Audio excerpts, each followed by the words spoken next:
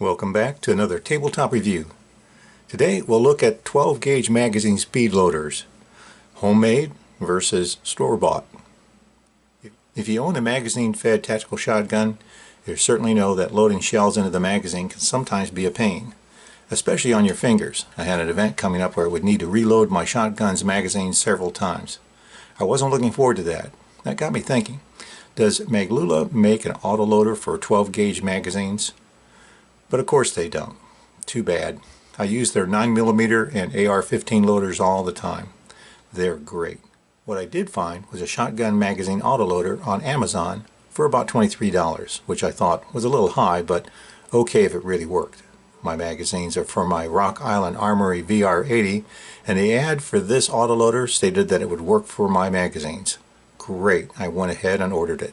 Of course, later I found the same unit for only $18. Don't you hate that? So as I was waiting for my purchase to arrive, I found a YouTube video posted by LandRun89 back in 2016, in which he suggested using a piece of PVC pipe to make your own 12 gauge magazine speed loader. Great idea. I like that. But I thought I could improve on that idea a little. So here's mine. I took about 4 inches of a 1.5 inch black drain pipe that I cut a couple of slots into on one end, about 2¼ inches deep and about 1/4 inch wide, with a 1/2 inch space between them. Then I cut the remaining tongue piece down until 1¼ inch of length remained. I rounded the tip of the tongue with a file to match the diameter of a shell. Finally, I added a rubber end cap to mine to cushion the end. I think it turned out okay. Compared to LandRun89's original design, in addition to using black plastic pipe to hide the dirt a little bit better, and the end cap for comfort, note that I made mine deeper. I found this longer design kept the loader over the magazine a little better during loading. So my Amazon order finally arrived, and I'll say that the store-bought speed loader does basically work as expected. I'll also say that I was a little surprised to see that it's obviously off of a 3D printer. You can tell by the serrations. 3D printers basically create their object or part using a string of plastic that is laid up layering strand by strand. I've had some parts custom made this way, so I'm familiar with the process. It's not a bad process. Typically, it's not cheap either, partially because of the time it takes to produce a part. But there are even carbon fiber 3D printers that can produce some pretty strong parts. The manufacturer states that this loader is made of high-strength plastic and can be had in a multiple of colors of your choice, although I wasn't given a color choice. By the way, this 3D process is usually not a production process, but more of a one-off or prototypes. Perhaps the design is new and these are indeed market prototypes. I'm not sure who the manufacturer is either. There's no labeling and none came with it. Regardless, the mag loader does work. Okay, so you know I paid $23 for this store-bought unit, and that it could be had for as little as $18 plus tax and shipping. What did the homemade unit cost? Total cost for me? Nothing. I already had the PVC pipe and the end cap. Cost if you had to buy the pipe and the end cap today? Well, Home Depot and Lowe's have 10-foot lengths of 1.5 inch PVC pipe for less than $10. And Home Depot will sell you a shorter 3-foot piece of the same stuff for about $5. I know, but they cut it so you don't have to worry about how you're going to haul a 10-foot long pipe home.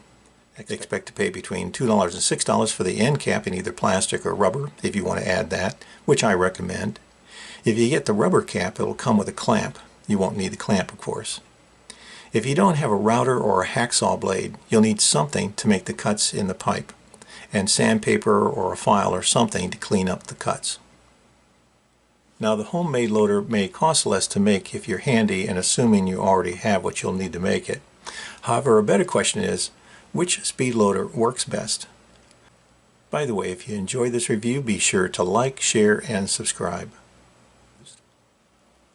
I've used both speed loaders to load both 5 and 9 round magazines. Both work. But to be honest, I found the homemade unit to be better overall. Why? Well, the biggest issue with loading 12 gauge shells into the magazine has to do with the brass base. When you insert a shell, it tends to hang up on the last shell's base. Now, if the brass base is longer, like on these buckshot shells, there's less of a problem. However, if you're loading shorter base shells like these Federal Clay and Field, the homemade loader does a better job with its thinner tongue of letting the following shell slip by the seated shell.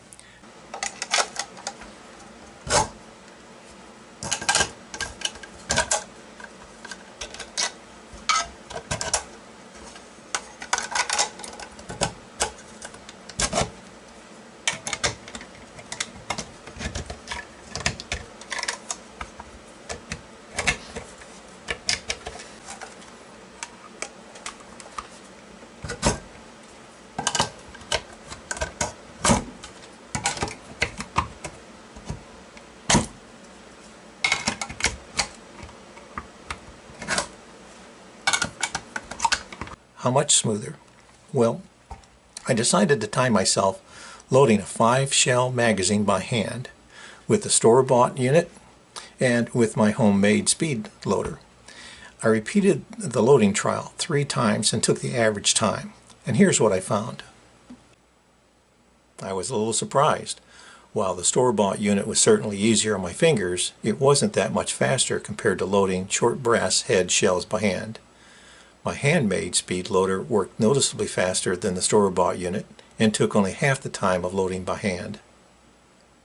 Without the short brass head lip obstruction to deal with, the long brass head shells were easier to load. But now the store-bought loader, while still easier on the fingers, became cumbersome and slower than loading by hand. However, my homemade loader was operationally smoother and cut loading time to a remarkable 16 seconds on average.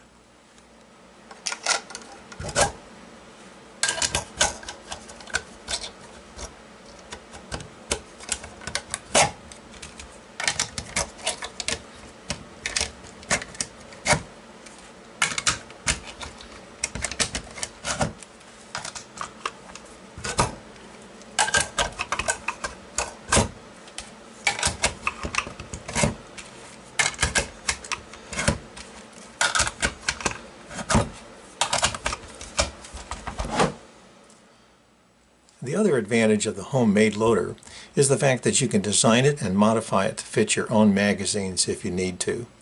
I think it's clear that based upon speed of use, together with its lower cost to make, the homemade speed loader is the better option. Now, before we end today's video, I'd like to remind you that if you haven't already, be sure to like, share, and subscribe down below. And thanks for watching. Now, in conclusion, I've got to say I really appreciate when someone designs a product that addresses a real need. This store-bought 12-gauge auto loader is a great example of someone finding a need and creating a solution. I think it's a good product that's headed in the right direction, but it's not quite there yet. The tongue needs to be thinner, yet still strong enough to let the short brass shells load better. And the price needs to come down to make it a better solution than what you could make yourself. Now granted, not everyone has the skills or interests in making their own speed loader, and not everyone may be loading a lot of short brass-based shells. If that's your situation, then the store-bought unit does otherwise get the job done while saving your fingers. However, if you want a faster, easier, cheap, and quick solution to loading your 12-gauge shotgun magazines, well, perhaps I've inspired you to try out building your own. And if you found this video useful, please be sure to let me know. Any weapon you carry is better than the one you left at home. Thanks for watching. Hope you'll be back for my next tabletop review. Until next time, stay safe.